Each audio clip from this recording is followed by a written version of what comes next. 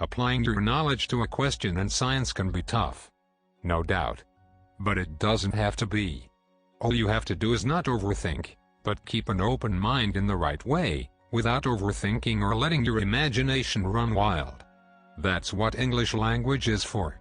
The best way to apply is by taking things one step at a time. Allow me to show you how. You don't need to be a scientist to apply knowledge. All you need to do is put 2 and 2 together and connect the dots, one step at a time. Notice how it's done in the examples you see. All examples are past papers questions from all 3 sciences. Take a moment to read this question. They claim that using LED bulbs reduces the cost of running the growth cabinet. This means that the LED bulbs cause the cooler to be used less.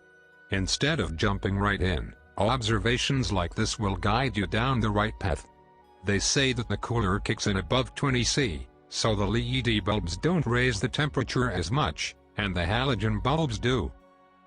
What is the difference between halogen and LED bulbs? LED bulbs are more efficient or produce less wasted energy, whilst halogen produces more waste energy. This means waste energy heats up the cabinet. What is waste energy? A light bulb emits heat and light, but heat is the waste as the bulb is used for lighting. That's it. Halogen bulbs produce more wasted energy in the form of heat, which increases the temperature of the cabinet and require more cooling and therefore more money. Halogen bulbs also cost more themselves due to the waste, hence LED bulbs reduces cost.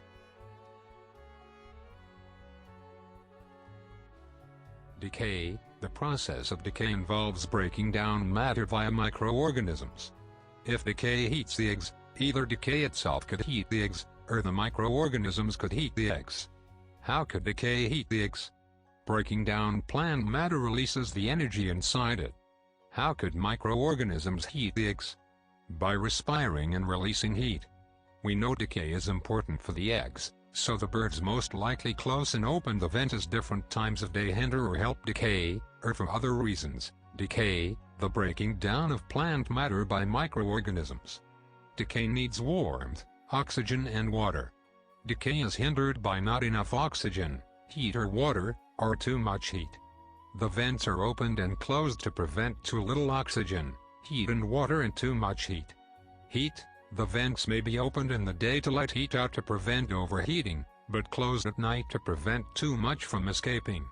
Alternatively, the vent may be closed in the day to prevent extra heat from the sun from entering, and opened at night for release. The sand is insulative oxygen. The vents are opened to let oxygen in, and closed to limit the amount of oxygen, so the microorganism don't respire too much and overheat the eggs. Water. Closing the vents and opening them will regulate the amount of moisture, so it isn't too much or too little. Other predators may be more active in the day or night and may detect the eggs if the vent is open when they are active. Let's compare both examples carefully. The calcium carbonate experiment features more mass lost than the previous. If you look closely, the first is burning limestone, not calcium carbonate. Both experiments burn 5 grams. So the first one will contain less calcium carbonate overall, but the same mass. The first one feature less mass lost and the last one features more mass lost. We know from earlier that a lot of mass is lost because the gas product is not measured. The one with more calcium carbonate has more mass lost. This must mean that the first experiment has less mass lost, because the other stuff in the limestone doesn't react or forms non-gaseous products and is a solid at the end, and is hence measured. This is why calcium carbonate has more mass lost, because it has less or no impurities. Nothing to do with measuring errors whatsoever. The original limestone may not have burned fully due to insufficient temperature, and hence less reacted and less product was formed, so less gas escaped. When numbers are on the line, attention to detail like this is your saving grace. At first this looks like a tough one, but let's persevere. At first the Earth's surface was covered in volcanoes and its atmosphere with carbon dioxide and water vapor. Wait a minute, these are the products of respiration or reactants in photosynthesis. It can't be the first as there was no life on Earth at this point. The Earth then goes on to be covered by oceans, and the atmosphere goes on to contain nitrogen and oxygen.